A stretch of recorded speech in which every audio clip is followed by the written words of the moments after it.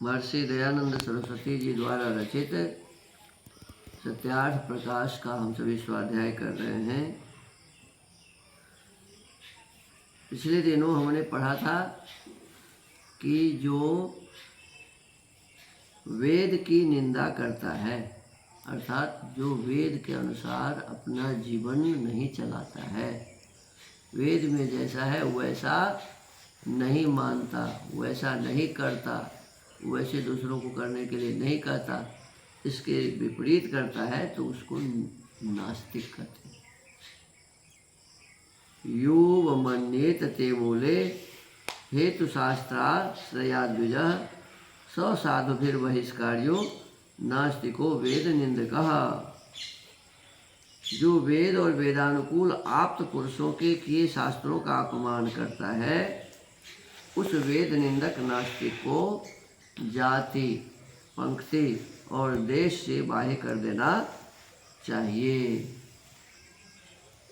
जो वेद के अनुसार अपना जीवन नहीं चलाता है, वेद के अनुसार अपने आचरण को नहीं करता है, वेदानुकूल जिसका जीवन नहीं है, वेदानुकूल जिन महापुरुषों ने अपना जीवन बिताया है, उनके आदेशानुसार यदि हमारा ये जीवन नहीं है तो कहते हैं हम नास्तिक हैं। और ऐसे नास्तिक को जाति से, पंक्ति से, देश से बाहर निकालने की बात कहा है। लेकिन आज तो उल्टा हो रहा है। मैं बताया था आपको कल कि आज जो नास्तिक है वही लोग आस्तिकों को बाहर निकाल रहा है जाति से।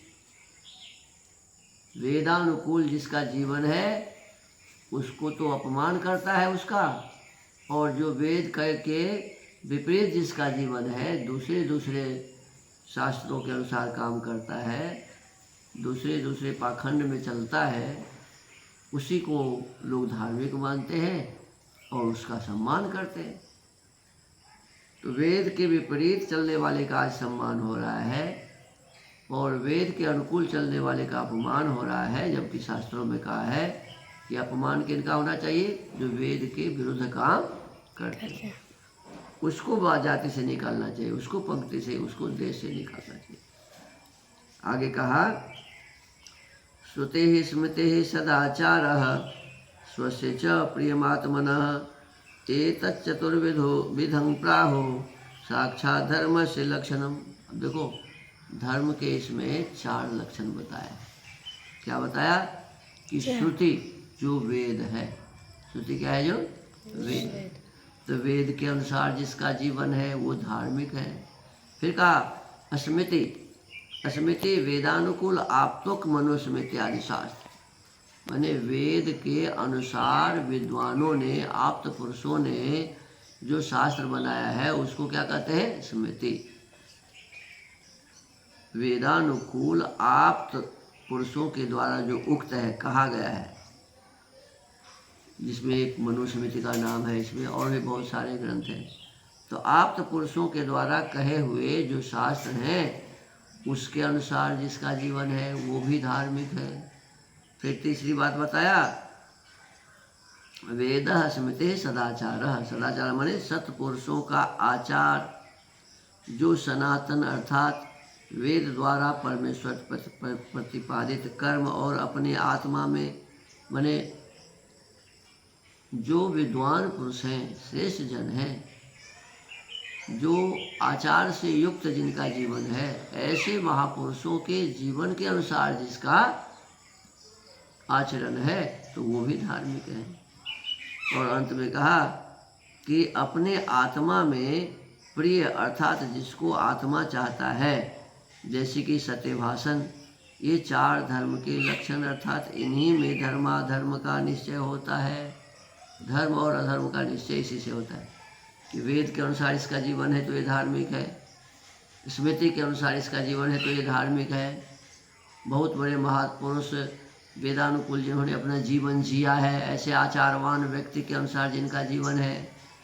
या फिर अंत में कहा कि अपने आत्मा में अपने लिए जो प्रिय है, जैसे आपके मन में क्या होता है? कोई हमें ठग ले, ऐसा होता है? कोई मेरे साथ झूठ बोले, ऐसा होता है? अपना मन होता है कि मेरे साथ कोई झूठ ना बोले, और हम दूसरों के साथ झूठ बोलते हैं। ये गलत है, ये अधर्म है। धर्म क्या है कि हम चाहते हैं कि हमारे साथ लोग झूठ ना बोले, तो हम भी किसी के साथ झूठ ना बोले।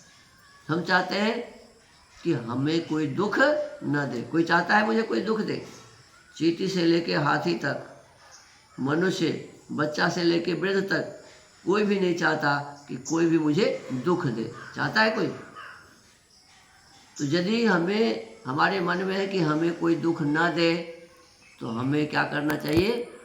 हम भी किसी को दुख न दें। ये है धर्म। ये धार्मिक पुरुष होते हैं ऐसे व्यक्ति।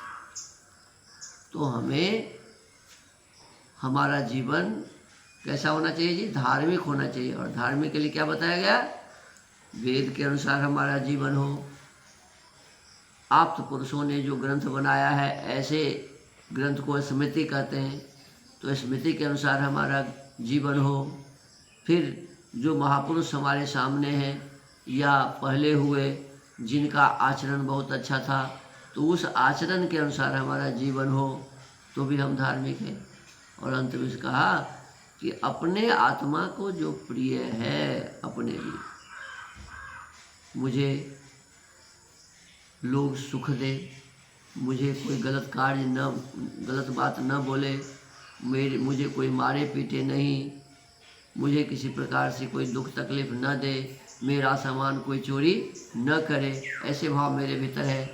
तो इसके हिसाब से मैं भी किसी के साथ ऐसा व्यवहार न करूं, मैं भी किसी का सामान न चुराऊं, मैं भी किसी को दुख न दूं, मैं भी किसी के साथ झूठ व्यवहार न करूं, ईर्ष्या, द्वेष, छल, कपट, क्रोध आदि का व्यवहार दूसरों के साथ न करूं, क्योंकि मैं भी ऐसा नहीं चाहता।